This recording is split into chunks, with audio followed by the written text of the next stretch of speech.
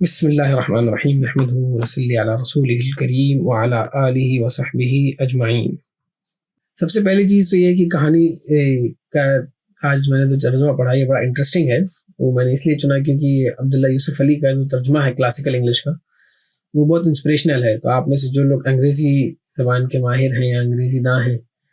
تو وہ اسے ضرور ریفر کر سکتے ہیں۔ کلاسیکل لٹریچر کی زبان اگر پڑھنی ہے، modern day English is little bit diluted, اور اس میں بھی آپ کو اچھے ترجمہ قرآن کے مل جائیں گے، کوئی ڈاؤٹ نہیں۔ لیکن کلاسیکل انگلش کا ایک جو بہت زیادہ کلاسیکل بھی نہیں ہے، شیکسپیرین نارمل ہے، تو اس کا ترجمہ عبداللہ یوسف علی کا ایک پڑھا جا سکتا ہے۔ تو بہرحال it was an interesting translation for those who you have heard it. So now let's get back to the story. It's 25th day. اب حضرت نوح کی شروعات کہاں سے ہوئی اس کے بارے میں مفسرین بہت کلیئر ہیں کہ حضرت آدم علیہ السلام کے بعد حضرت نوح علیہ السلام ہی سب سے بڑے پیغمبر بن کر بھیجے گئے۔ کہا جاتا ہے کہ حضرت آدم اور حضرت نوح کے بیچ میں جو کافی جنریشنز کا گیپ ہے، اس میں بیچ میں کچھ انبیاء چھوٹے آئے، یعنی نبی آئے، چھوٹے ان دا سینس کہ وہ رسول نہیں بنا کے بھیجے گئے تھے، ان کو ایک نئی شریعت نہیں بھیجی گئی تھی۔ حضرت آدم جس شریعت کو لے کے آئے تھے وہ اسی کے پیروکار تھے، اور کچھ اصلاح کرتے رہتے تھے، کچھ باتیں بتاتے رہتے تھے، لیکن بگاڑ اس لیول کا نہیں آیا تھا کہ ایک باقاعدہ طور پر پورا رسول ایک شریعت کے ساتھ بھیجا جاتا۔ لیکن جس طرح سے جنریشنز بڑھتی چلی گئیں تو وقت ایسا آیا کہ اس میں شرک کی شروعات میں مولانا نے لکھا ہے، یعنی بہت سارے علماء نے اس میں جیسے تفسیر ابھی ریفر کر رہا تھا میں حسن اصلاحی صاحب کی اور علامہ ابن کثیر رحمۃ اللہ علیہ کی، تو اس میں باقاعدہ طور پہ اس چیز کو مینشن ہے کہ یہ شروعاتیں جو ہوئی ہیں کہ بگاڑ کیسے آیا۔ تو بگاڑ اس میں بہت ہی ایک بڑی انٹرسٹنگ وہ بھی ایولیوشن سمجھ لیجیے ہے بگاڑ کا۔ وہ کس طرح سے کہ بھائی حضرت آدم تو نبی تھے، ان کے اولاد، ان کے جتنے لوگ تھے وہ سب اسلام پر قائم تھے، صحیح راستے پہ چلنے والے تھے۔ لیکن وقت کے ساتھ ساتھ کیا ہوا کہ جیسے نیک لوگ رخصت ہوتے تھے تو شیطان جو کہ دشمن تھا کھلا، اس نے بہکانا شروع کیا، اور وہ ان کو بہکاتا رہتا تھا۔ تو اس نے شروعات کہاں سے کی کہ دیکھو یہ نیک شخص، یہ نیک بزرگ، ان کے ساتھ تم بیٹھتے تھے، ان کے ساتھ تم نے ان کا بیان سنا، ان کی مجلس میں تم شامل ہوتے تھے، اب جب وہ انتقال کر گئے تو ان کے ساتھ جو پریشیس مومنٹس ہیں تو کیوں نہ ان کی کوئی ایک تصویر، ایک پورٹریٹ بنا لو، اور اس کی مجلس جہاں پہ ان سے مجلس لگتی تھی وہاں پہ سب دوبارہ بیٹھو، ان کی اچھی باتوں کو یاد کرو، ریمائنڈ کرو کہ انہوں نے کتنی اچھی باتیں کہی تھی، اس سے تمہیں دین پہ عمل کرنے میں آسانی ہوگی۔ تو وہ نیک بزرگوں کے اور اپنے نیک اولیاء کی اور نیک لوگوں کی اس طرح سے انہوں نے یاد دہانی کرنے کے بہانے شیطان نے ان کو یہ چیز خوبصورت بنائی کہ وہ اس کی تصاویر بنا لیتے تھے، پھر اس کے ارد گرد بیٹھ جاتے تھے، اور دھیرے دھیرے وہ شروع ہوا کہ ایک جنریشن صرف بیٹھتی تھی اور ان کی اچھی باتوں کو یاد کرتی تھی، ان کی توحید کی باتوں کو یاد کرتی تھی۔ پھر وہ جیسے ایک آدھ جنریشن آگے بڑھی تو دوسری جنریشن نے اس فوٹو کو سامنے دیکھ کے اس فوٹو کو دیکھنا شروع کیا، اور اس فوٹو سے زیادہ انسپائر ہونا شروع ہوا، اور کچھ نیک باتیں وہ بھی کرتے تھے لیکن تھوڑا اس فوٹو سے بھی عقیدت ہونے لگی۔ پھر اگلے جنریشنل جو چیزیں آگے بڑھتی گئیں، یہاں تک کہ وہ فوٹو کی طرف ان کا دھیان ہو گیا، اس فوٹو نے جو تعلیمات دی تھیں یا اس فوٹو والے پرسن کی تعلیمات غائب ہو گئی اور وہ فوٹو رہ گئی، اور صرف اس کی کہ ہاں بھائی یہ بڑے بزرگ تھے، ان کو یاد کرو، ان کو مان لو، ان کی باتوں کی طرف آ جاؤ، اور یہ سب مطلب زبانی جمع خرچ کے لیے یہ بات رہ گئی کہ بھائی اس بزرگ کی باتوں کو ماننا ہے، لیکن وہ حقیقت میں بس ایک بزرگ کا سہارا رہ گیا، ایک بزرگ کا اشارہ رہ گیا، ان کی فوٹو رہ گئی۔ اور پھر شیطان نے ان کو یہاں تک گمراہ کیا کہ ان کے اندر شرک جیسی بیماری آ گئی۔ انہوں نے ان تصاویر میں کچھ لوگوں نے مجسمے بھی بنا لیے، کچھ لوگوں نے اسپاٹس بنا لیے، سورۃ النوح میں اس کا ذکر ملے گا آپ کو 29ویں پارے میں،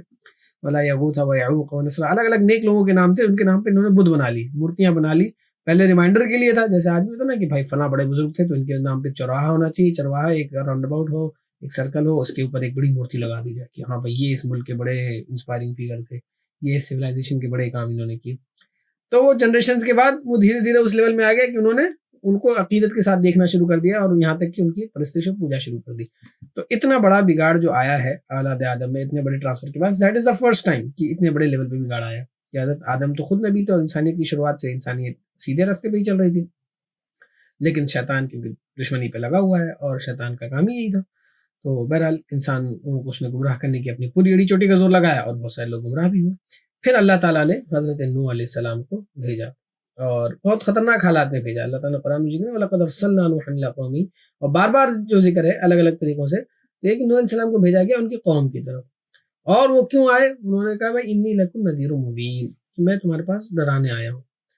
بھائی انہوں نے اپنا مقصد کلیئر بتا دیا کہ بھائی میں آیا ہوں آپ کو ڈرانے کے لیے اس کام سے جو آپ کر رہے ہو۔ باقی وہ کیا کنورسیشن ہے اس میں بھی کچھ ڈیٹیلز مل جائیں گی آپ کو، اس میں کیا نام ہے الگ الگ چیزیں مل جائیں گی، کس طرح سے شروع ہوئی دعوت، لیکن لب لباب یہی ہے، اس کا خلاصہ یہی ہے، اس کی سمری یہی ہے کہ وہ آئے اور انہوں نے کہا کہ بھائی جب اللہ تعالیٰ نے ان کو نبی بنایا تو وہ شروع سے نیک خاندان کے تھے، پہلی بات تو یہ، اور کہا جاتا ہے کہ وہ آف دا گڈ لینیج تھے اور اسٹرانگ پرسن تھے اپنی پرسنالٹی کے، اور اپنے قوم میں اور ایک دم ایک اچھے اور مضبوط خاندان سے تعلق رکھتے تھے.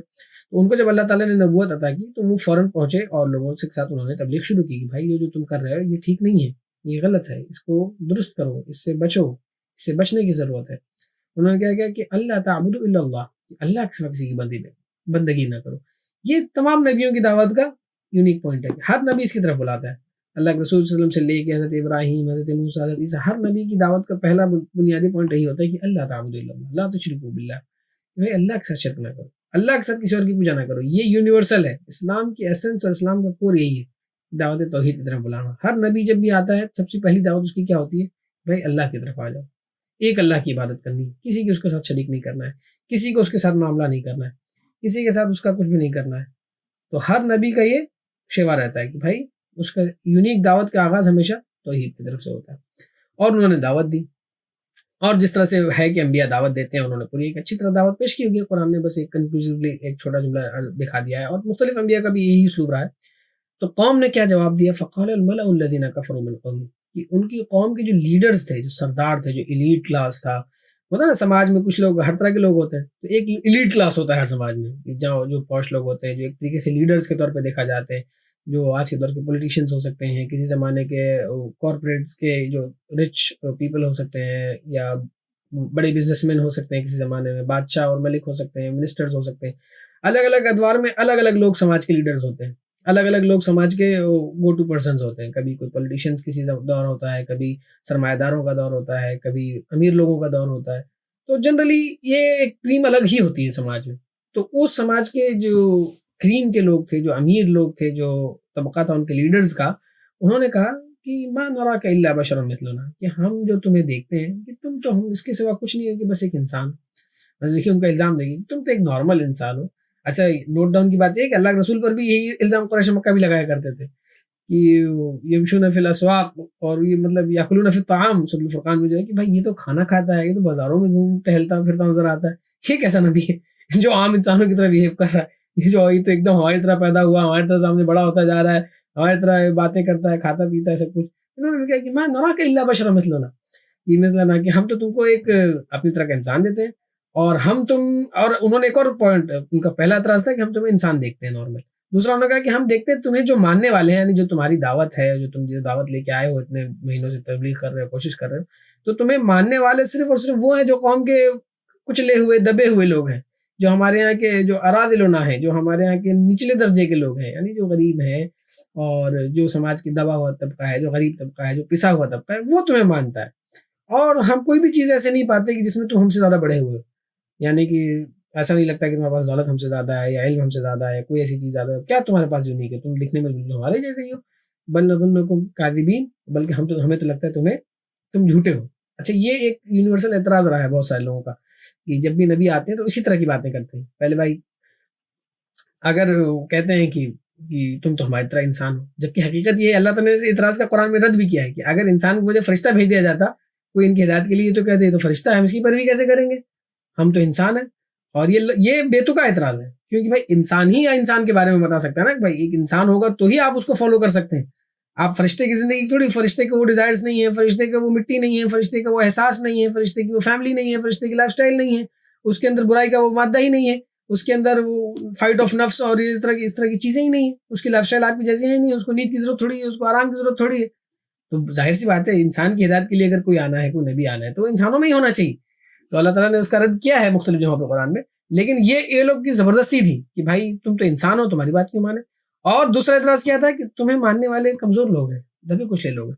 تو یہ سوسائٹی کی ریالٹی ہوتی ہے کہ کبھی بھی کوئی جب انقلابی دعوت آتی ہے، کبھی بھی کوئی چیز جو ہٹ کے آتی ہے سماج سے، کوئی پیغمبر آتے ہیں، تو زیادہ تر امیر کبیر لوگ کبھی، کیونکہ ان کی تو کرسی خطرے میں آ جائے گی نا. اگر وہ نبی کو مان لیں گے تو ان کی لائف سٹائل چینج ہونے کے خطرے ہیں. ان کو کہے گا بھائی چلو اب تمہیں برابری کا سودا کرنا ہے، چلو اب تمہارے پاس جو مال دولت ہے اس کو ڈسٹریبیوٹ بھی کرنا ہے، اب تمہیں حکم بھی ماننا ہے. ہو سکتا ہے کوئی کنگ ہو تو اسے بولو کہ اب تمہیں کنگ نہیں رہنا ہے، اللہ کی طرف سے کوئی دوسرا کنگ بنے گا، کچھ بھی ہے. تو بھائی جو سماج کا ایلیٹ طبقہ ہے، that is the more reluctant to go towards a change, to go towards any change in the society. لیکن جو غریب ہیں what they don't have anything to lose، تو ان کے لیے کسی کی بات ماننا بھی آسان ہوتا ہے اور ان کے لیے سمجھنا بھی آسان ہوتا ہے، کیونکہ ان کے دماغ میں اس طرح کے لاکس نہیں ہیں، اس طرح کے شیکلز نہیں ہیں کہ ہم پھنسے ہوئے ہیں یار اب کیا ہے، ہماری کرسی خطرے میں، ان کا کیا جانے والا ہے۔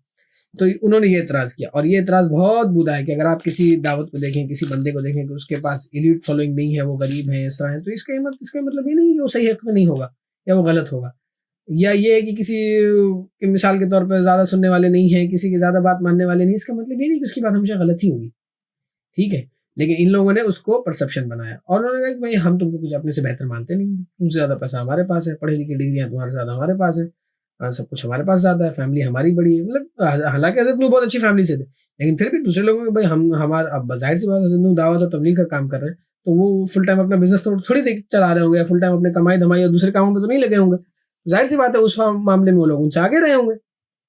تو یہ کہنا ان کا، تو حضرت نوح علیہ السلام نے ان کو بڑے اچھے انداز میں دعوت دینے کی کوشش کی کہ بھائی اے میرے قوم کے لوگوں، ذرا سوچو، مطلب اگر ان کن تعالیٰ بینۃ من ربک، میرے رب کی طرف سے اپنے رب سے میں ایک کھلی شہادت پر قائم تھا، اور اس نے مجھے خاص رحمت کی طرف اشارہ کیا۔ خاص رحمت سے مراد کہ ان کو اللہ تعالیٰ نے کہا کہ بھائی میں بھی تمہاری طرح انسانی تھا، ایسا تھوڑی ہے کہ انسان ہی ہوں اب بھی،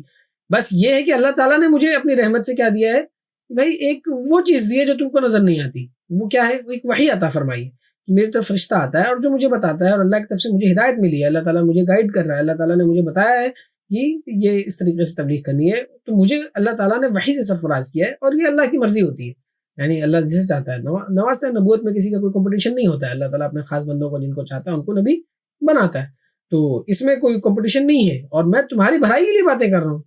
اور مگر تم اس بات کو سمجھتے نہیں ہو۔ اور انہوں نے مطلب کافی ساری باتیں ہیں، اور اس کے بعد جو سب سے امپورٹنٹ پوائنٹ ہے، میں ہر بات کو کوٹ اینڈ کوٹ نہیں کر رہا ہوں، جو ہے کہ وَيَا قَوْمِ لَا أَسْأَلُكُمْ عَلَيْهِ مَالًا، اے قوم، اے میری قوم کے لوگوں، میں تم سے کوئی مال نہیں مانتا، لا أسألكم، میرا کوئی سوال نہیں ہے تم سے کہ تم مجھے کوئی مال دے دو، کوئی اپنی ویلتھ دے دو، اپنی کوئی دولت دے دو، روپے پیسے دے دو، اشرفیاں خرچیاں دے دو، کچھ بھی دے دو، نہیں بھائی، ان اجری الا علی اللہ وما انا بطارد الذین آمنوا، میرا اجر تو میں صرف اللہ سے لینا چاہتا ہوں، یعنی میں جو تمہیں دعوت پیش کر رہا ہوں، جو میں محنت کر رہا ہوں، جو تمہیں دین کی طرف بلا رہا ہوں، یہ ساری کی ساری چیز کے لیے مجھے صرف اللہ سے اجر چاہیے، اور میں ان لوگوں کو بھی دھکا دینے سے رہا جنہوں نے میری بات مانی، یعنی میں ان لوگوں کے اوپر بھی کوئی اس طرح کی پابندی نہیں لگا رہا ہوں کہ مجھے کچھ دو،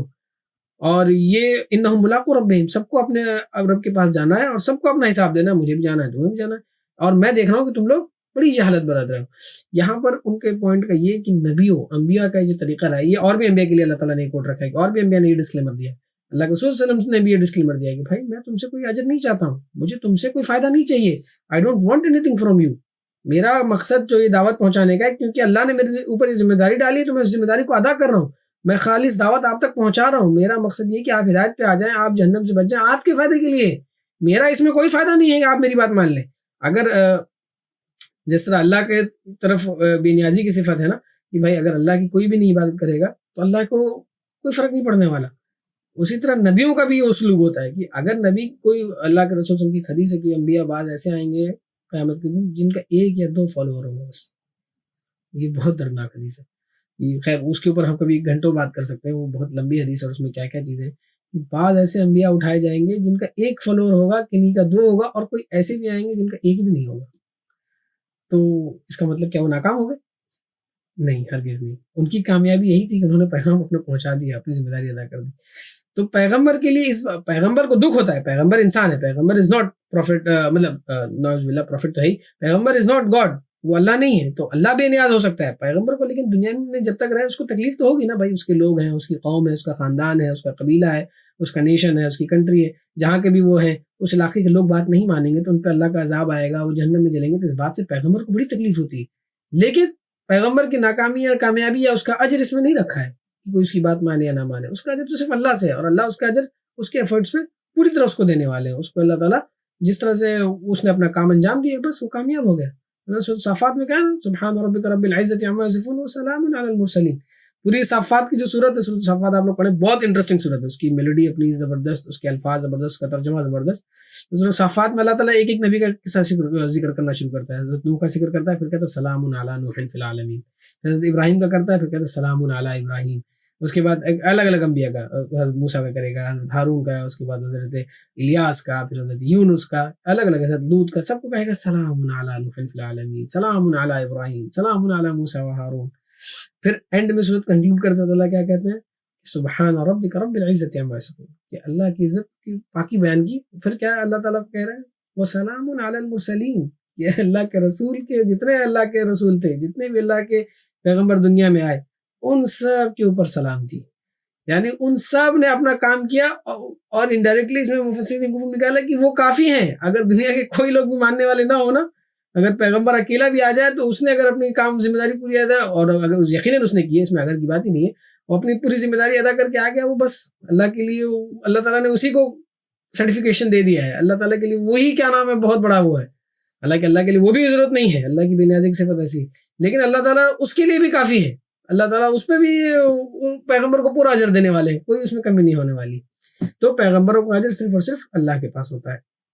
وہ دنیا والوں سے کوئی ایکسپیکٹیشن نہیں رکھ رہے ہوتے اپنے کام کے لیے. اس میں چھوٹا سا لیسن ہم داعی لوگوں کے لیے بھی ہوتا ہے، کہ جو لوگ دعوت کا کام کرنا چاہتے ہیں، لوگوں کو دین کی طرف بلانا چاہتے ہیں، کہیں بھی اگر آپ دین کی بات کر رہے ہیں تو آپ کا اجر لوگوں سے نہیں ہونا چاہیے کہ مجھے کچھ مل جائے، مجھے فالوورز مل جائیں، مجھے لائکس مل جائیں، سبسکرائبرز مل جائیں، اور یہ ہو جائے وہ ہو جائے. یہ سب آپ کا اجر نہیں ہونا چاہیے. آپ کی کوشش ہونی چاہیے کہ آپ کا پیغام، یہ الگ بات ہے کہ آپ کوششیں کریں کہ زیادہ سے زیادہ لوگوں تک آپ کی دعوت پہنچے، وہ الگ معاملہ ہے، لیکن آپ کا اجر صرف اللہ سے آپ کو لینے کی امید کرنی چاہیے. اور پھر حضرت نوح علیہ السلام نے اور کیا کہا کہ بھائی اگر اللہ کی طرف سے تم لوگوں کی پکڑ آئی، اس سے پہلے انہوں نے ایک اور جملہ کہا ہے کہ جو تم مجھے الزام دے رہے ہو کہ یہ غریب لوگ میرے ساتھ ہیں، اگر میں ان کو بھگا دوں گا تو میں اللہ کو کیا جواب دوں گا؟ کیا تم لوگوں کو سمجھ میں اتنی بات بھی نہیں آتی کہ اللہ کے نزدیک سب لوگ برابر ہیں؟ یعنی انہوں نے کہا کہ بھائی جو تم الزام دے رہے ہو کہ مجھے غریب لوگ فالو کر رہے ہیں، تو بھائی یہ تو ان کی بھلائی ہے، انہوں نے بات کو سمجھ لیا ہے، اور تم کیا چاہتے کہ تمہارے لیے میں ان لوگوں کو بھگا دوں، ان لوگوں کو دین سے دور کر دوں؟ نہیں نہیں نہیں، دین کی طرف کوئی بھی آئے تو اس کو آپ نے آنے دینا ہے. یہ نہیں دیکھنا کہ چلو ایلیٹ لوگ آ رہے ہیں تو غریب لوگوں کو سائڈ میں کر دیا جائے. نہیں، اسلام میں کوئی ایلیٹ اور کوئی غریب نہیں، دین میں جو آئے سب کے لیے راستہ کھلا ہے، سب کے لیے برابر اپرچونیٹیز ہیں، سب کا معاملہ اللہ کے پاس ہوگا. اللہ تعالیٰ سب کا اپنا اپنا حساب لے گا، اپنے اپنے ان کی استطاعت کے حساب سے، ان کی طاقت کے حساب سے. تو یہ اسلام کا یونیورسل ایک پیسج بھی ہے جو اس وقت بھی انہوں نے دیا. اور حضرت نوح علیہ السلام نے اور ڈسکلیمر دے دیا کہ بھائی میرے پاس کوئی اللہ کی طرف سے خزانے نہیں ہیں، نہ میں یہ دعویٰ کرتا ہوں کہ میرے پاس سارے ولا اقول لکم عندی خزائن اللہ ولا عالم الغیب، اور نہ میں کہتا ہوں کہ میرے پاس غیب کی ساری چیزوں کا علم ہے، اور نہ میں یہ کہتا ہوں کہ ولا اقول انی ملک، اور نہ میرا دعویٰ ہے کہ میں کوئی فرشتہ ہوں، یا میں یہ بھی نہیں کہہ سکتا کہ تمہیں جو تمہاری آنکھیں حقارت سے دیکھتی ہیں اللہ نے انہیں کوئی بھلائی نہیں دی. یہ ساری چیزیں مطلب کہ بھائی مجھے اللہ تعالیٰ کا کوئی، میں اس طرح کا ڈسکلیمر دے رہا ہوں کہ میرے پاس نہ میں فرشتہ ہوں، نہ مجھے ساری دنیا جہان کا علم ہے، اور نہ مجھے کیا نام ہے اللہ کی طرف سے سارے خزانے عطا کیے ہوئے، لیکن تم لوگوں کو میں دیکھ رہا ہوں کہ تم اپنی آنکھوں سے جو حقارت سے لوگوں کو دیکھ رہے ہو اور جو اس طرح کے معاملے کر رہے ہو، یہ بہت ڈینجرس ہے. ان کا کنورسیشن تھوڑا سا ان ڈیپتھ ہے، میں تھوڑا سا ٹائم کی کمی کے لیے فاسٹ میں جا رہا ہوں. تو قوم کے لوگوں سے انہوں نے مطلب دعوت پیش کی اور ان کو سمجھایا، ان کے آرگومنٹس بھی بودے ہیں اور غلط آرگومنٹس کیوں دے رہے ہو، سیدھی طرح سے سچے دل سے کھلے دل سے سوچو. تو ان لوگوں نے جواب دیا کہ اے نوح، تم نے ہم سے بہت جھگڑا کر دیا، قد جادلتنا فاکثرت جدالنا، تم نے بہت مجادلہ کر دیا، بہت ڈیبیٹ کر لی، بہت تانا دے دیا، بہت ڈرا لیا. اب لے آؤ فاتنا بما تعدنا، جو جس چیز کے تم بار بار ہم سے ڈراتے ہو، بار بار وعدہ کرتے ہو، اگر سچے ہو تو واقعی لے آؤ یار عذاب، لے آؤ، دکھا ہی دو یار، تم کیا مطلب یار اتنے دن سے بحث کر رہے ہو، اب تک تو عذاب ہی ہے. تو انہوں نے سمجھا دیا بھائی وہ تو اللہ لائے گا اگر وہ چاہے گا، اور اگر وہ لانے پہ آ گئے انشاء وما انتم بمعجزین، پھر تو تم عاجز ہو، پھر تو تم اسے روک نہیں سکتے، تمہارے پاس اتنا بلبوتا نہیں کہ اسے روک پاؤ، اس لیے اس چیز سے ڈرو. اب میں تمہارے خیر خواہی بھی کرنا چاہوں تو میری خیر خواہی تمہاری فائدہ نہیں پہنچا سکتی. یعنی اب تم لوگوں نے اگر یہ فیصلہ کر لیا ہے کہ اب عذاب ہی تم کو چاہیے، اور اب تم نے ایک دم ہٹ درمی اختیار کر ہی لی ہے، اپنے دلوں پہ مہر لگا لی ہے، تو اب میری خیر خواہی، میری نصیحت بھی تمہیں فائدہ نہیں پہنچا سکتی. اور اب اللہ کی طرف سے جب عذاب آئے گا اور جب تم اس کی طرف پلٹو گے تو پھر تمہیں پھر دیکھ لینا ہے، سب کچھ دیکھ لینا ہے. اور اس کے بعد کیا ہے، اس کے بعد پھر عذاب کا سین اللہ تعالیٰ کھینچ رہے ہیں کہ بھائی وَأُوحِيَ إِلَى نُوحٍ أَنَّهُ لَن يُؤْمِنَ مِن قَوْمِكَ، اے نوح آپ سے ان کے اوپر جو وحی کی گئی، بھائی تمہاری قوم سے، آپ کی قوم میں جو لوگ ایمان لانا تھا لا چکے، بس اب کوئی نیا نہیں ایمان لانے والا، اس لیے اب ان کے کرتوتوں پر اپنا دل چھوٹا نہ کریں، غم نہ کریں. فَلَا تَبْتَئِسْ بِمَا كَانُوا يَفْعَلُونَ، یہ جو کر رہے ہیں نا اس کے اوپر اپنے آپ کو مایوس نہ کریں، اپنے آپ کو ہلکا نہ کریں، اپنے آپ کو غم میں نہ لے کے آئیں. اور وَاصْنَعِ الْفُلْكَ بِأَعْيُنِنَا، اور ہماری نگرانی میں اور ہماری وحی کے مطابق ایک کشتی بنانا شروع کیجیے. اور اس سے معلوم ہوا کہ مطلب اللہ تعالیٰ نے اپنی نگرانی میں اور اپنی ہدایت کے ذریعے، چاہے ڈائریکٹ، چاہے اللہ نے خود وحی کے ذریعے کیا، یہاں پہ تو وحی کا بھی ذکر ہے، فرشتے بھیجے، کیا بھیجے، کہ ایک کشتی بنانی شروع کیجیے. اب حضرت نوح کا جو لوکیشن بتاتے ہیں کہ وہ چٹیل میدان علاقے تھے، وہاں پہ کوئی اس طرح کے سمندر یا کچھ ایسا چیز نہیں تھی، ظاہر سی بات ہے کشتی آدمی یا تو سمندر کے کنارے بنائے گا یا کوئی ایسے آج کے دور میں تو خیر پلانٹس ہوتے ہیں، خیر وہ بھی جو شپنگ جتنے بھی جہاں پہ مینوفیکچرنگ ہوتی ہے بڑی بڑی وہ بھی سمندر کے کنارے ہی ہوتے ہیں، نہیں تو شپ کو لے کے کون جائے گا سمندر تک. تو ان کو سائڈ میں وہ بڑا انٹرسٹنگ فنومینا ہے، اگر کوئی مرین انجینئرنگ یا اس ڈپارٹمنٹ میں ہے اس کو بڑا مزہ آئے گا. تو میرا تھوڑا بڑا کبھی کبھی لگاؤ رہتا ہے تو مجھے بس ذکر کر دیا میں نے. تو خیر تو حضرت نوح علیہ السلام نے کشتی بنانا شروع کر دی، اور اللہ نے ان کو ایک اور نصیحت کی کہ جن لوگوں نے ظلم کیا ہے ان کے بارے میں مجھ سے اب کوئی سفارش نہ کرنا، یہ سارے کے سارے اب ڈوبنے والے، یعنی جتنے ظالمین ہیں، یہ جتنے گمراہ لوگ ہیں جنہوں نے انکار کیا ہے تمہاری دعوت کا، اللہ کی توحید کو ماننے سے انکار کیا جن لوگوں نے، اب ان کے معاملے میں کوئی بات نہیں کرنی ہے. اب تم نے دعوت دے دی جتنی دینی تھی، تم نے دعا کر لی. حضرت نوح کے بارے میں آتے ہیں وہ بہت دعا کرتے تھے اور بہت زیادہ اللہ کی طرف پلٹنے والے لوگوں میں سے تھے، اور اللہ سے بہت دعا کرتے تھے کہ اللہ میرے قوم کو ہدایت دے دے، اور قوم کو بھی بہت وہ کرتے تھے. خیر اس میں ایک باریک پوائنٹ یہ بھی ہے کہ یہ سارا پروسیس کب شروع ہوا کہ 950 ایئرس کی تبلیغ کے بعد. تو اس کی بھی علماء نے مطلب لکھی کہ اس زمانے میں لوگوں کی عمریں لمبی ہوا کرتی تھی، اور کچھ لوگوں نے یہ بھی لکھا ہے کہ ٹائم کا جو فگر ہے وہ اپروکسیمیٹ ہے اور طریقہ ہے. خیر اس کی ڈیٹیل میں نہیں جاتے ہیں، بس قرآن نے 950 کا اشارہ کیا تو میں نے 950 کا اشارہ کیا، اور اس میں بھی ایک لیسن بس پنہا ہے اینڈ میں جو میں رکھنا چاہ رہا تھا وہ ابھی اشارہ کر دیتا ہوں کہ بھائی ٹائم نہیں دیکھا جاتا. جب آپ نیک کام کی طرف بڑھتے ہیں نا تو آپ کرتے ہی جاتے ہیں irrespective of how much time it takes and what returns you get. You try your best to get the best returns, but even if you don't get, you keep working on it, you keep putting your efforts on it. حتى أتانا اليقين وعبد ربك حتى آتيك اليقين. بھائی اپنے رب کی عبادت کرتے رہو جب تک یقین نہ آ جائے، اور یقین سے مراد علماء نے کیا بتایا کہ موت ہے. بھائی جب تک آپ کی موت نہیں آ جاتی آپ نے کوشش کرتی رہنی ہے، آپ نے اچھی کام کرنے کا پورا اپنا پریاس کرتے رہنا ہے،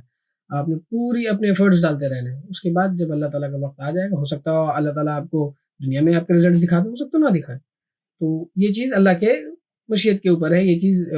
بہت سارے دوسرے فیکٹرز پہ بھی ڈیپینڈ کرتی ہے کہ آپ کہاں کام کر رہے ہیں اور کیا کام کر رہے ہیں، لیکن آپ کو اپنا کام نیکی کا کرتے ہوئے جانا ہے. تو نوح علیہ السلام کشتی بنا رہے تھے، کیا ہوا ان کے قوم کے سرداروں میں سے بہت لوگ وہاں سے جب گزرتے تھے تو مذاق اڑاتے تھے، یہ کیا کر رہے ہیں، ارے دیکھو بھائی نوح کو کیا ہو گیا، یہ خشکی میں کشتی بنا رہے، یہ لینڈ کے بیچ میں کشتی بنا رہے ہیں یہاں بیٹھ کے، ان کو کیا سوچ گئی ہے. وہ جیسے آپس میں کہتے تھے، ہم لوگ کہتے نہیں تھے یہ پاگل ہو گیا ہے، اس کی باتیں دیکھو کتنی عجیب باتیں ہیں، دیکھو کتنا اس کا دماغ چل گیا. ہم صحیح کہتے تھے کہ یہ اس کا دماغ چل گیا ہے. جیسے پیغمبروں کوئی بھی الزام دیا نا، کہہ رہے یہ تو سرفرا ہو گیا ہے، اس کا دماغ چل گیا ہے، اس کی مزاج ٹھیک نہیں ہے، اس کی طبیعت ٹھیک نہیں، یہ ذہنی طور پہ بیمار ہے. تو وہ کہتے تھے دیکھو یہ اب زمین پہ خشکی میں کشتی بنا رہا ہے، جہاں ہمیں کشتی کی کبھی ضرورت ہی نہیں پڑی، ہم کبھی کشتی جانتے نہیں، نہ ہم کچھ اس طرح کی چیز ہے. تو یہ کیا لکڑیاں لے کے جوڑ رہے ہیں اور کیا بنا رہے ہیں، ان لوگوں کا دماغ خراب ہو گیا ان کو. تو حضرت نوح ہم جواب دیتے تھے بھائی کہ تم ہم پر ہنس رہے ہو، بھائی قریب تمہیں خود معلوم ہو جائے گا کہ وہ عذاب کس پر آتا ہے، اور وہ بلا جب آئے گی تو وہ کسی پر ٹلے گی نہیں.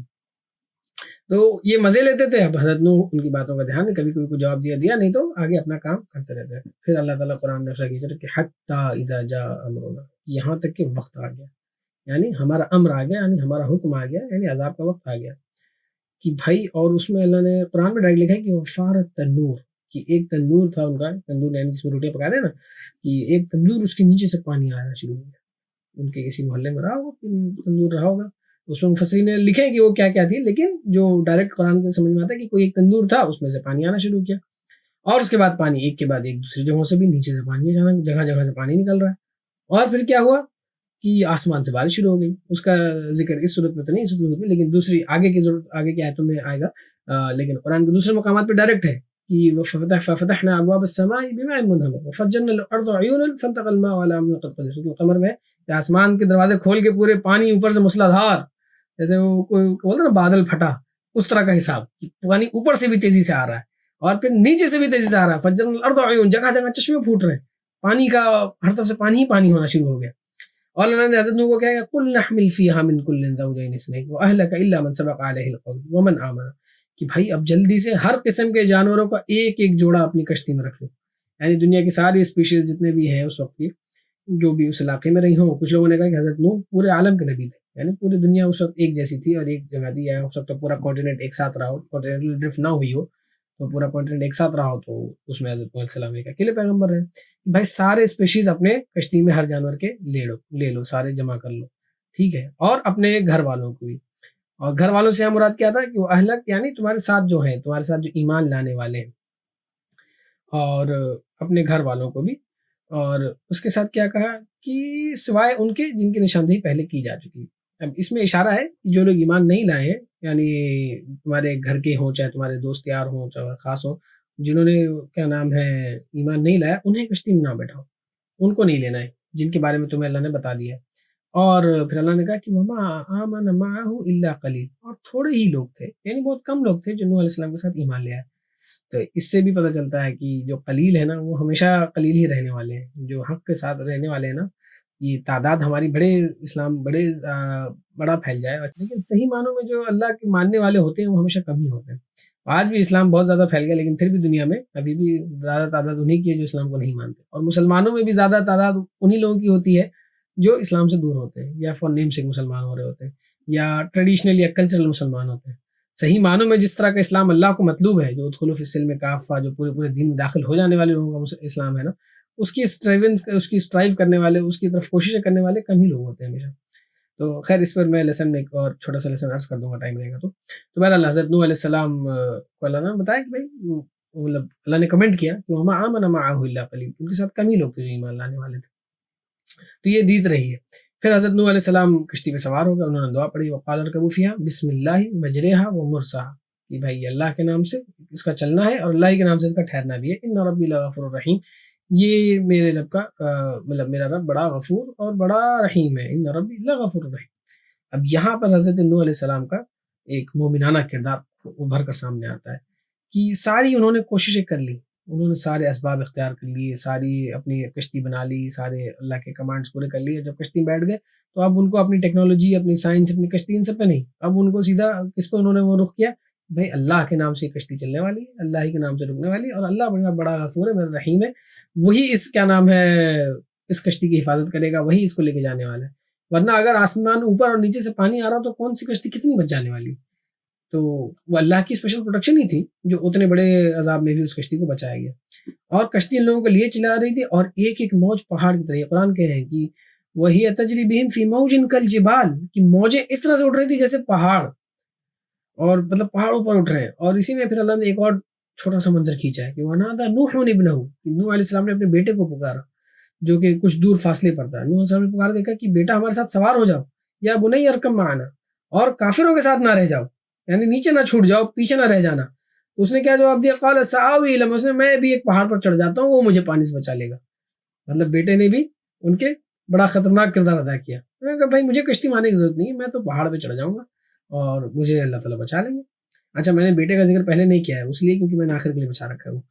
تو اس کی کیا کہانی ہے۔ تو نوح علیہ السلام نے کہا بھائی قال لا عاصم اليوم من امر اللہ، آج کے دن کوئی بچانے والا نہیں ہے سوائے اللہ کے حکم سے، سوائے اس کے جس کا اللہ تعالیٰ رحم فرما دے۔ اور ابھی کنورسیشن چل ہی رہا ہے کہ اللہ تعالیٰ نے کیا لکھا کہ وحال بینہم الموج، کہ ان کے دونوں کی ابھی بات چل رہی تھی کہ بیچ میں سے ایک اونچی موج آئی اور ان کے درمیان حائل ہو گئی، ان کو پار دکھنا، مطلب بھائی ظاہر سی بات ہے بیچ میں پوری پانی کی موج آئی، اور پھر جب موج جائے گی تو بھائی جو سامنے تھا وہ لے کے چلی جائے گی، کشتی تو اپنی تیرتی رہے گی۔ تو اللہ نے کہا فکان من المغرقین، وہ بھی ڈوبنے والوں میں شامل ہو گیا۔ اس کے بعد یہ پورا عذاب کا سین چلا ہے، پورا پانی چاروں طرف پانی، کچھ لوگ کہتے ہیں 7 دن تک اوپر سے مسلسل پانی، نیچے سے پانی، چاروں طرف پانی، پورے زمین میں پانی پانی کر دیا گیا۔ اور اس کے بعد اللہ تعالیٰ نے پھر حکم دیا کہ اے زمین سارا پانی نکل جاؤ، یا ارض ابلعی ماءک، اور وہ یا سما اقلی، اور اے آسمان رک جاؤ۔ چنانچہ پانی زمین نے جذب کر لیا، سارا بیٹھ گیا، اور آسمان سے بارش رک گئی اور سب کچھ ہو گیا۔ اور کشتی چلتے چلتے کہاں پر، ایک جودی پہاڑ پر، اس میں ہے کہ کشتی جا کر رکی جودی پہاڑ پر۔ جودی پہاڑ آج کے ماڈرن دور میں کہا جاتا ہے کہ عراق اور میسوپوٹیمین ریجن کی طرف ہے، لیکن اس کے قصے ایسے ہیں کہ کچھ لوگ اس کو کلیم، مطلب بہت سارے لوگ اس کو الگ الگ جگہوں پر بھی کلیم کرتے ہیں کہ نہیں آسٹریلیا میں ہے، نہیں ان کا میں ہے، لیٹن امریکہ میں ہے، جگہ جگہ پہ۔ تو اس کے پیچھے بھی ریزن ہے، اس کے پیچھے ریزن یہ ہے کہ یہی جو لوگ تھے یہی پوری انسانیت میں بچنے والے تھے، حضرت نوح اور ان کے ساتھ کے لوگ تھے۔ تو ان سے ہی ظاہر سی بات ہے انسانیت کی نسلیں ٹرانسفر ہوئی، تو جو نسل جدھر جدھر موو کر گئی وہ اپنے ساتھ اپنے روایت بھی لے کے چلے گئی، تو اب اوور دا نسل انفارمیشن اتنی پرزرو نہیں رہی، ہر نسل کو یہ لگا کہ جہاں ہم رہ رہے ہیں یہی اوریجنل جگہ ہے اور یہیں پہ کشتی آگے رکی رہی ہوگی۔ تو اس وجہ سے ہر جگہ پہ اس کی سٹوری مل جاتی ہے، جگہ جگہ لوگوں پر کلیم ہوتا ہے کہ بھائی یہاں پہ وہ کشتی آ کے رکے گی، اور ظالم قوم دور ہوئی۔ اب اس کے بعد یہ سب عذاب جب ختم ہو گیا، سب کچھ ہو گیا، تو اب نوح علیہ السلام کو اپنے بیٹے کی فکر آئی۔ اب بیٹے کا قصہ یہ تھا کہ ان کا بیٹے کے بارے میں 2 اوپینین ہے۔ ایک میجر اوپینین تو یہ ہے کہ وہ اس نے صراحتاً کفر کیا تھا، یعنی وہ اللہ کے نبی نوح علیہ السلام کی بات نہیں مانتا تھا، اور یہ کہا جاتا ہے کہ ان کی بیوی بھی، ان کی بیوی کا ذکر سورۃ تحریم میں آتا ہے کہ ان کے بیٹا اور بیوی کے بارے میں آتا ہے کہ یہ دونوں نے حضرت نوح کی بات نہیں مانی، یعنی ان کی فیملی میں وہ پوری دنیا کو تبلیغ کر رہے ہیں لیکن ان کی فیملی میں بات ماننے والے ان کے لوگ نہیں ہیں۔ اور انہوں نے ڈائریکٹ کفر کیا تھا. دوسرا اوپینین آتا ہے کہ وہ اس نے کھل کر کفر نہیں کیا تھا، یعنی جیسے اور جو ان آیتوں سے فیل آتی ہے وہ یہی آتی ہے کہ جب ان سے کنورسیشن ہو رہی ہے تو اس سے ایسا ہی لگ رہا ہے کہ اس سے پہلے نوح علیہ السلام کا بیٹا کوئی ساتھ آ رہا ہوگا، پھر اچانک لاسٹ مومنٹ پہ وہ اتر گیا کشتی سے، یا لاسٹ مومنٹ وہ نہیں پیچھے ہٹ گیا. اس سے آتا ہے کہ وہ اوپری طور پہ حضرت نوح کے ساتھ تھا، لیکن وہ زیادہ بات ماننے والوں میں سے نہیں تھا، یعنی اس کے دل میں ایمان نہیں تھا. وہ ظاہری طور پہ یعنی ایک منافقہ والا اس کا برتاؤ تھا، اس کے حضرت نوح کے بیٹے کا اور ان کی وائف کا بھی. تو پھر نوح علیہ السلام کے بیٹے کو اس کے ساتھ انجام تو بہرحال وہی ہوا دونوں صورتوں میں، چاہے اس نے ظاہری طور پہ ایمان لایا اندر سے نہ لایا، اور چاہے پوری طرح نہ لایا، دونوں صورتوں میں اس کو ایک عذاب نے آ لیا. اور اس کا کبر بھی پتہ چل رہا ہے کہ بھائی جب بھی کشتی میں بلایا جا رہا ہے کہ توبہ کر لے کشتی میں آ جائے، تو نہیں میں کشتی میں نہیں آؤں گا، تو پہاڑ میں چڑھ جاؤں گا، پہاڑ بڑے اونچے ہیں، پہاڑ مجھے بچا لیں گے. تو پہاڑ میں چڑھنے سے پہلے ہی پہنچنے آ کے پانی کے پہاڑ میں آ کے نکل لیا، ختم ہوگی کہانی ساری. تو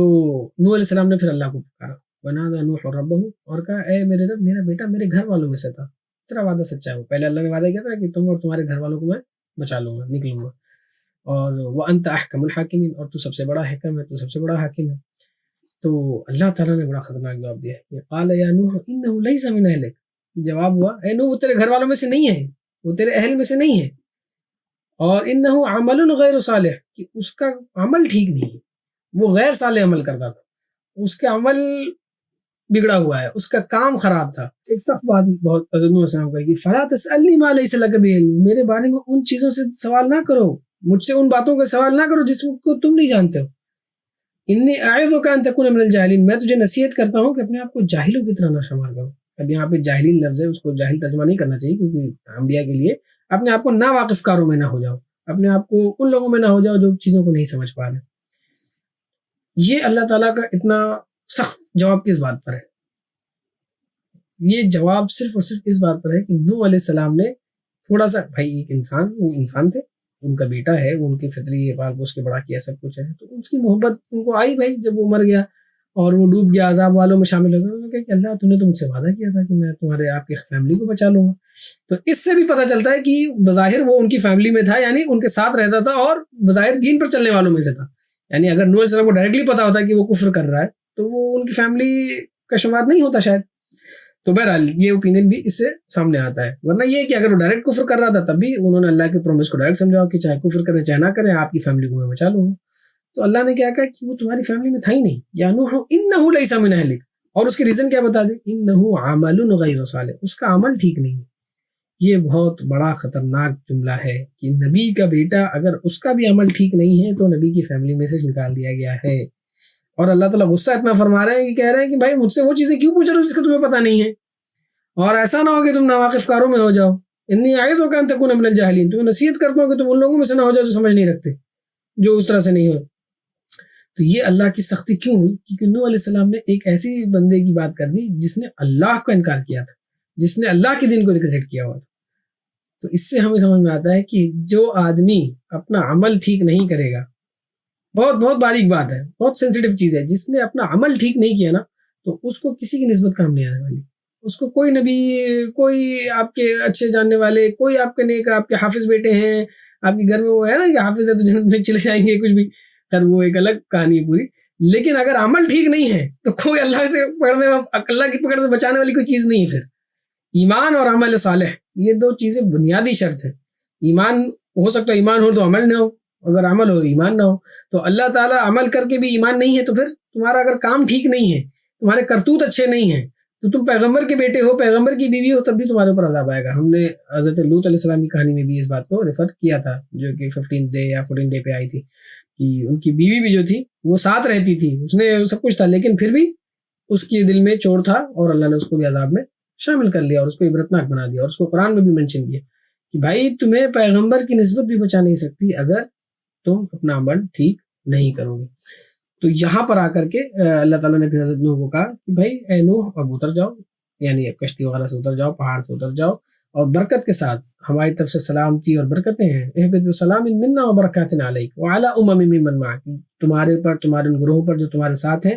اور ان سب لوگوں کے پر اللہ کی طرف سے برکتیں ہیں اور سلامتی نازل ہے. اور کیا ہے، اب یہ جو بھی رہیں گے ان کو اللہ تعالیٰ مدت سامان دیں گے، سامان کے زندگی گزارنے کا سامان اور ساری چیزیں ان کے سامنے کریں گے. اور جو لوگ ان کو نہیں ماننے والے ہیں اور جو اس پر نہیں کریں گے، عمل نہیں کریں گے، تو ان کے لیے پھر آگے دوبارہ سے سنت اللہ کی دہرائی جا سکتی ہے، ان کے لیے پھر سے عذاب کا واقعہ پیش آ سکتا ہے۔ تو بہرحال یہاں پر آ کے حضرت نوح علیہ السلام کی سٹوری کا کلائمیکس ہے، اور ان کا قوم کا پورا تباہ ہو جانا، جو لوگ ان کے ساتھ تھے کچھ وہ بچ گئے، جو انسانوں میں جانوروں میں ہر طرح کے جو پورا گروہ ان کے ساتھ تھا وہ سروائیو کیا، اور اس سے دوبارہ نسل انسانی کا آغاز ہوا۔ اس میں ایک غلط فہمی کچھ لوگ پھیلتے ہیں کہ حضرت نوح ہی اور ان کے 3 بچے تھے صرف جن کی وجہ سے نسل چل رہی ہے، ایسا نہیں، وہ اسرائیلیات میں سے آتی ہے، کیونکہ یہاں پہ قرآن نے ڈائریکٹ مینشن ہے کہ تمہارے ساتھ بھی کچھ لوگ ہیں، یعنی وہ سب پورا ایک گروپ بچا تھا، چھوٹا ہی گروپ تھا بھلے، لیکن انہی کی نسلوں میں آج جو انسان دنیا میں بچے ہوئے ہیں وہ انہی کی نسلوں میں سے یہ بات کہی جاتی ہے۔ اب اس میں لیسنس ویسے تو بہت سارے ہیں، لیکن میں 3 امپورٹنٹ لیسنس کی طرف اشارہ کروں گا کہ پہلا لیسن جو ہے کہ ہمیشہ شرک اور کفر کے خلاف گارڈ پہ رہیے۔ بھائی یہ انسانیت کی شروعات تھی، حضرت آدم، اس کے بعد ان کے پیغمبر، ان کی نسلوں میں، بھائی دین پوری طرح آپ flag bearers of the humanity تھے وہ پوری قومیں، اور ان کے پاس نبیوں سے ڈائریکٹ ان کی نسلیں چلی آ رہی تھیں، اور ڈائریکٹ ان کے پاس ہدایت کا سامان تھا، اور ان کے پاس سب کچھ پریزرو تھا، پھر بھی ان لوگوں کی کیئرلیسنس اور ان لوگوں کی غلطی کی وجہ سے وہ کفر اور شرک کی طرف چلے گئے۔ تو ہم لوگوں کو بھی بڑا کیئرفل رہنا چاہیے، اپنے آپ میں بڑی حفاظت کا احتیاط کرنا چاہیے کہ ہم سے انجانے میں کہیں شرک نہ ہو جائے۔ ہمیں اس بات پہ بڑا خوش ہونا چاہیے کہ وہ بھائی ہم تو بس قرآن والے لوگ ہیں، بھائی ہم تو مسلمان ہیں، ہم تو حضور پاک صلی اللہ علیہ وسلم کی امتی ہیں، تو ہمیں تو کچھ ہو ہی نہیں سکتا۔ نہیں نہیں نہیں، اپنے آپ کو ہمیشہ گارڈ پہ رکھیے۔ کبھی ہو سکتا ہے ظاہری شرک نہ ہو سکتا ہے، شرک خفی داخل ہو جائے، آپ کے دل میں ریاکاری آ جائے، آپ کام کر رہے ہو کسی اور کو دکھانے کے لیے سوائے اللہ کے، آپ نماز پڑھ رہے ہو اس لیے کہ آپ کے گھر والے دیکھ کے خوش ہو رہے ہو، آپ چیریٹی اس لیے کر رہے ہو کہ لوگ خوش ہونے ہو، آپ کو بڑا سخی کہیں، ہو سکتا ہے آپ اس لیے کام کر رہے ہو کہ لوگ آپ کو بہت نیک عالم فاضل سمجھنا شروع ہو جائے۔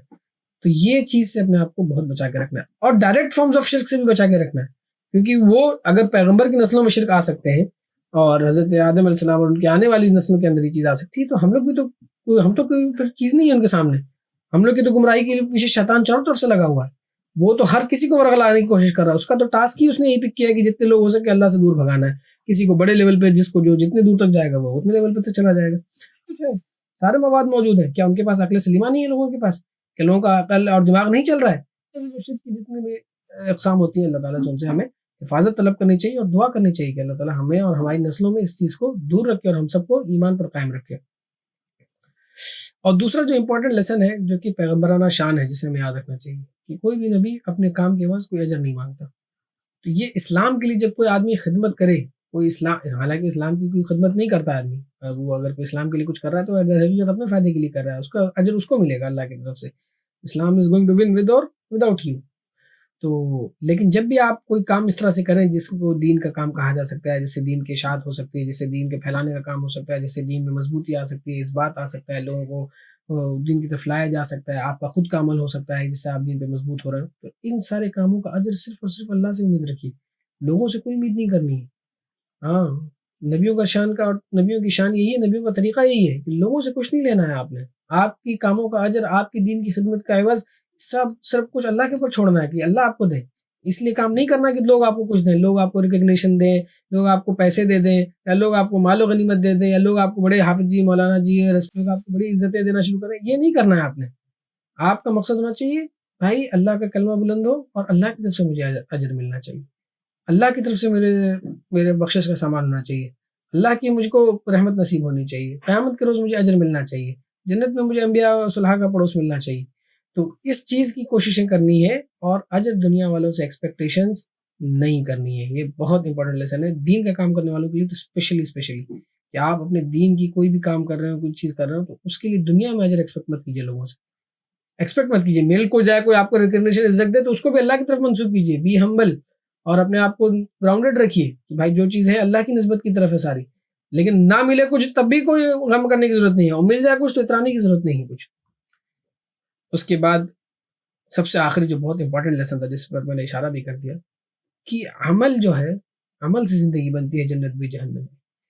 یعنی عمل ہے۔ اللہ تعالیٰ نے جو نوح علیہ السلام کے بیٹے کو بھی جب ڈبو دیا تو کیا ریزن دیا کہ اس کا عمل ٹھیک نہیں تھا، اس لیے یہ آپ کے خاندان ہی کا نہیں ہے، اللہ نے اس کو ریکگنیشن ہی نہیں دیا کہ وہ آپ کی فیملی کا تھا۔ نوح علیہ السلام کا بیٹا تھا، نوح علیہ السلام کی وائف کا معاملہ، یعنی وائف اور بیٹے سے زیادہ قریبی کیا ہو سکتا ہے انسان کے، لیکن اللہ نے کہا وہ آپ کے خاندان کا ہی نہیں ہے، انہ لیس من اہلک، وہ آپ کے اہل میں ہے ہی نہیں، وہ آپ کے اہل و عیال کا حصہ ہی نہیں ہے۔ کیوں نہیں ہے؟ انہ عمل غیر صالح، اس کا عمل ٹھیک نہیں۔ تو یہ پتہ یہ چلا کہ اگر عمل ٹھیک نہیں ہے تو آپ کسی بھی کی بھی نسبت لے کے چلے جائیں، آپ کسی بھی خاندان کے ہو جائیں، بنا عمل کے اللہ کے ہاں کوئی سنوائی نہیں ہے. اللہ نے دنیا میں بھیجا ہی ہے کہ آپ کے عمل ٹھیک کرنے کے لیے. ہاں یہ الگ بات ہے کہ کسی کو مدت عمل کچھ کم ملی, آپ کے چیلنجز الگ ہیں, آپ اپنے چیلنجز میں اپنے وقت میں اپنی چیزوں میں جتنا بہتر کر سکیں, اللہ کسی کے عمل چھوٹے عمل کو بہت بڑا بنا سکتا ہے, کسی بڑے عمل کو چھوٹا بنا سکتا ہے, یہ اس کے ہاتھ میں ہے ساری چیزیں. لیکن آپ نے اپنا ایفرٹ دینا ہے عمل کے لیے. اگر آپ نے ایفرٹ نہیں دیا ہے تو پھر اللہ کے سامنے آپ کی کوئی نسبت کام نہیں آنے والی ہے. اللہ کے سامنے کوئی وقت نہیں ہے. اللہ کو کسی کی وہ نہیں پڑی ہوئی ہے کہ بھائی ٹھیک ہے کہ بھائی سفارش ہے, چلو یار یہ بڑی اچھی فیملی کا بندہ ہے, یار یہ اس کو کیا نام ہے فلاں فلاں فلاں شیخ کا یہ بہت بڑا شاگرد ہے, اچھا یہ فلاں یہ مدینہ میں رہنے والا شخص تھا, چلو یہ مکہ میں, چلو یہ فلاں جگہ کا طالب علم تھا, یا یہ تو قرآن کا درس دیتا تھا, یا یہ تو کہانیاں قرآن کی سنایا کرتا تھا. یہ چیزیں کام نہیں آئیں گی اللہ کے سامنے. عمل ٹھیک ہوگا تو اللہ کیا مقبول و ممنون ہوگا, عمل ٹھیک نہیں ہے تو اپنی حفاظت اپنے آپ کے ہاتھ سے جا چکی ہے. تو اللہ تعالیٰ ہم سب کو کہنے سننے سے زیادہ عمل کی توفیق عطا فرمائے. بارک اللہ لنا ولکم فی القرآن العظیم ونفعنی وایاکم بالآیات والذکر الحکیم. اللہ سے دعا ہے کہ اللہ تعالیٰ ہمیں حضرت نوح علیہ السلام کی کہانی, ان کے بیٹے کی کہانی اور ان ساری کہانیوں سے بار بار ان کو پڑھنے سمجھنے اور سبق لینے کی توفیق عطا فرمائے, اور ہمیں صحیح طور پر دین کو سمجھنے کی توفیق عطا فرمائے, اور ہمیں صحیح عمل کرنے کی توفیق عطا فرمائے, اور ہمیں اللہ کے راستے میں بلا کسی عوض اور بلا کسی اجر کی امید دنیا والوں سے, ہمیں اللہ سے صرف اجر کی امید رکھتے ہوئے اللہ کے دین کا کام کرنے کی توفیق عطا فرمائے, اللہ کے دین میں شامل ہونے کی توفیق عطا فرمائے, اس کی مضبوطی پہ چلنے کی توفیق عطا فرمائے. اور اللہ تعالیٰ ہماری تمام گمراہیوں سے, تمام قسم کے شرک و بدعات سے, کفر سے اور خرافات سے, ہر طرح کی بیماریوں سے ہمیں محفوظ رکھے. ہماری نمازوں کو مؤثر بنائے, ہماری نمازوں کو وہ نمازیں بنائے جو مقبول نمازیں ہوں, وہ نمازیں نہ بنائے جن کو اوپر لعنت کی جائے اور جو لپیٹ کر ہمارے منہ پہ مار دی جائے کیونکہ ہمارے اعمال ٹھیک نہیں ہوں. اللہ تعالیٰ ہمیں صحیح عمل کرنے کی توفیق عطا فرمائے اور ہمیں صحیح دین کی روح سمجھنے کی توفیق عطا فرمائے. وآخر دعواہم الحمد للہ رب العالمین, والسلام علیکم ورحمۃ اللہ وبرکاتہ.